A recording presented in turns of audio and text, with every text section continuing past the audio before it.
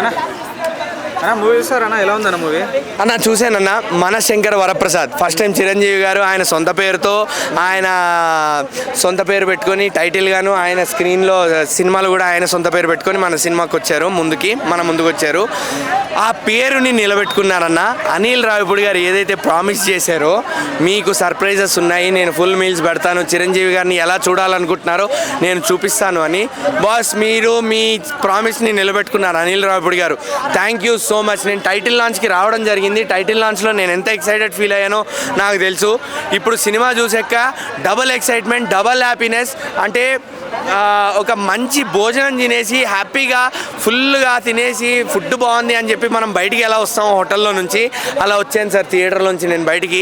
Cinema అప్పుడే అయిపోయిందా అనిపించింది.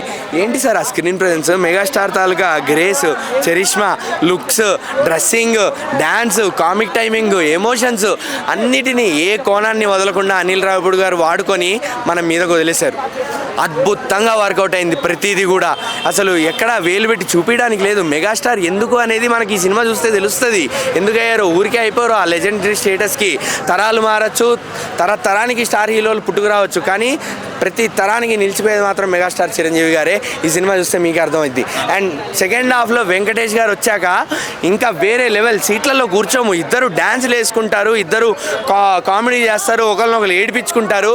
ఫ్యాన్స్ ఫీల్ అవుతారండి ఆ హ్యాపీనెస్ని. వాళ్ళిద్దరి మధ్య ఉన్న బ్రదర్హుడ్ కనిపిస్తుంది. How much they love each other అనేది మనకు కనిపిస్తుంది వాళ్ళ కెమిస్ట్రీ ఆన్ స్క్రీన్ మీద. అన్న సినిమాలో చాలా మంది యాక్టర్స్ ఉన్నారు, ప్లస్ పాయింట్ ఎవరు అనుకోవచ్చు? నేను ప్లస్ పాయింట్ ఒకలే చెప్తా, చిరంజీవి గారు. ఫస్ట్ హాఫ్ మొత్తం భుజాల మీద నడిపారు. వన్ మ్యాన్ షో టోటల్గా.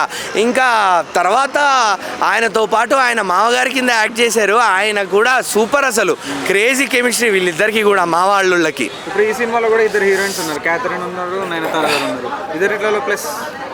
ఇద్దరిట్లలో ప్లస్ ఎవరికి వాళ్ళే అని చెప్తా. అంటే క్యాథరిన్ని వాడుకొని మంచి కామెడీ పండించారు, నయనతారని వాడుకొని comedy plus family sentiments plus emotions అన్నీ వర్కౌట్ అయ్యేలా చేశారు. వెంకటేష్ గారి ఎంట్రీ వర్కౌట్ అయిందంటారా? వెంకటేష్ గారి ఎంట్రీ వాస్ బ్యూటిఫుల్ అండి. అదే చెప్తున్నా కదా నేను, సెకండ్ హాఫ్ కొంచెం ఫ్లాట్ వెళ్తుంది అనుకున్న టైంలో వెంకటేష్ గారు ఎంట్రీ పడుతుంది. ఫ్యాన్స్ పల్స్ తెలుసు ఏం కావాలి అని.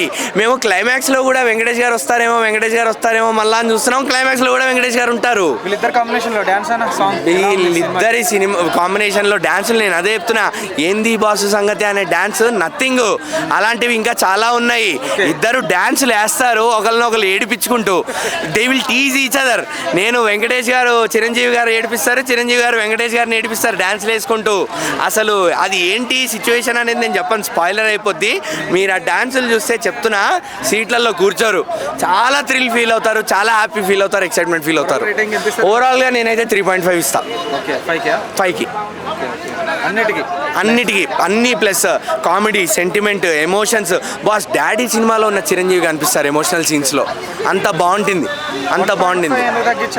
1.5 ఎందుకు తగ్గించాను అంటే సెకండ్ హాఫ్ కొంచెం ఫ్లాట్ అనిపించింది నాకు. సెకండ్ హాఫ్ ఎప్పుడైతే మొదలైద్దో, అంటే ఫస్ట్ హాఫ్లో మీరు స్టార్టింగే హుక్ స్టెప్ పాటతో స్టార్ట్ అయిపోయింది సినిమా. హుక్ స్టెప్ పాటతో స్టార్ట్ అయిపోయి మెగాస్టార్ వింటేజ్ స్క్రీన్ ప్రెజెన్స్, ఆయన కామిక్ టైమింగ్, ఆయన ఎమోషన్స్తో సినిమా ఫస్ట్ హాఫ్ అంతా ఆయన షోల్డర్స్ మీద మోసారు. పిచ్చి పీక్స్ ఇచ్చేసారు హై ఫస్ట్ హాఫ్లో. అలాంటి హైలో సెకండ్ హాఫ్ స్లోగా వెళ్తుంది, కొంచెం ఫ్లాట్గా వెళ్ళింది. కొంచెం అలా ఫ్లాట్గా వెళ్తున్న టైంలో వెంకటేష్ గారు వచ్చి మళ్ళీ లేపేశారు సినిమాని.